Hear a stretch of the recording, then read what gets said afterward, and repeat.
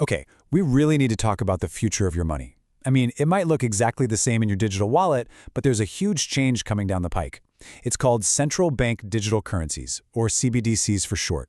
And believe me, this isn't just some new way to tap and pay.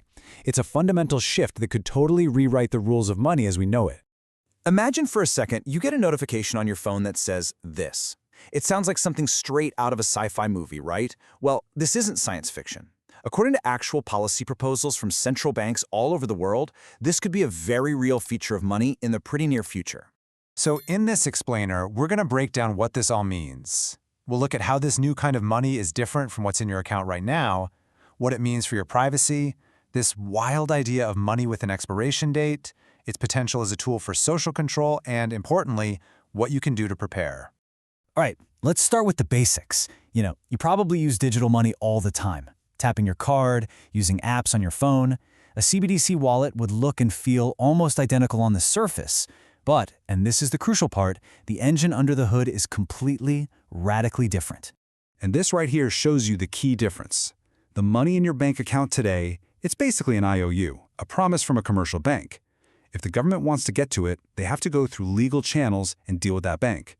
A CBDC, though, that's a whole different ballgame. It's a direct connection to you. There's no middleman, which gives the government a direct, instant line into your finances.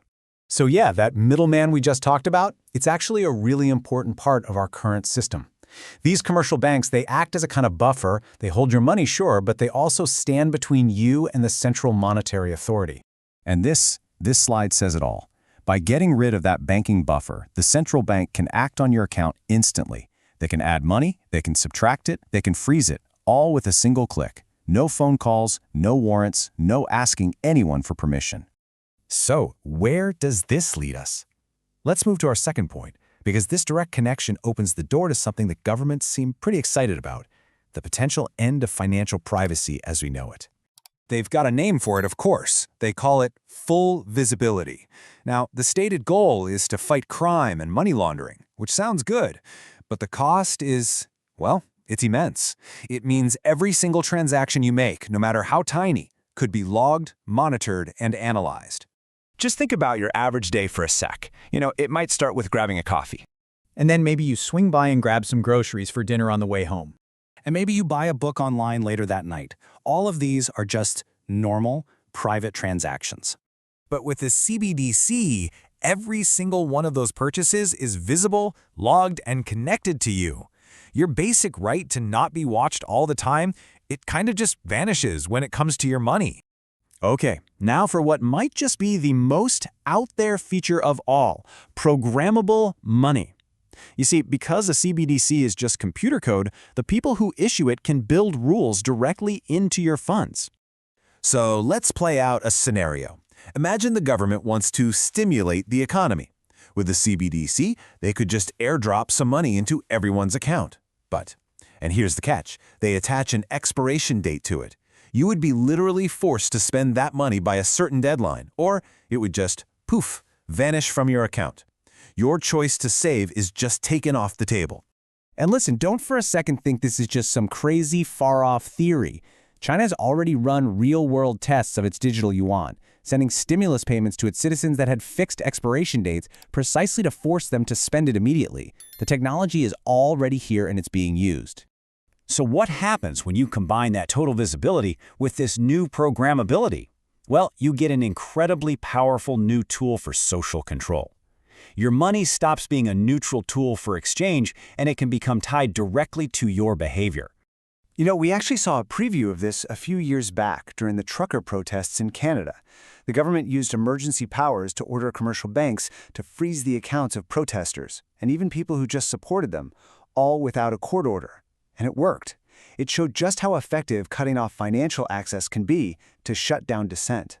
Now just imagine that exact same scenario, but with a CBDC. The government wouldn't need emergency powers. They wouldn't need to ask a bank to do anything. They could just flip a switch and instantly cut off an individual's or even a whole group's access to their own money. It basically turns your bank account into a lever for compliance. Okay, so given that this isn't some far-off fantasy, but a rapidly developing reality, what can you actually do? How do you navigate this totally new financial landscape? First things first, it's so important to understand the scale here. We're talking about over 130 countries, that's the vast majority of the global economy, that are actively exploring or already developing a CBDC right now. This is for sure a global trend. So step one is pretty simple. Stay informed. Pay attention to the specific plans and laws being talked about in your own country. And step two is to seriously consider diversifying your assets. I mean, having all of your wealth in one single, centrally controlled system, it creates a massive single point of failure.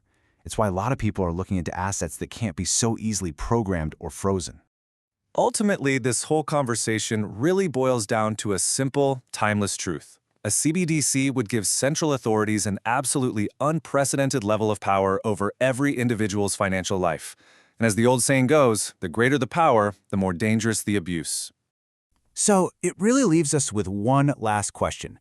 The people pushing for this are going to sell it to you as being more convenient, more efficient, a modern form of money. And you know what? It might be all of those things.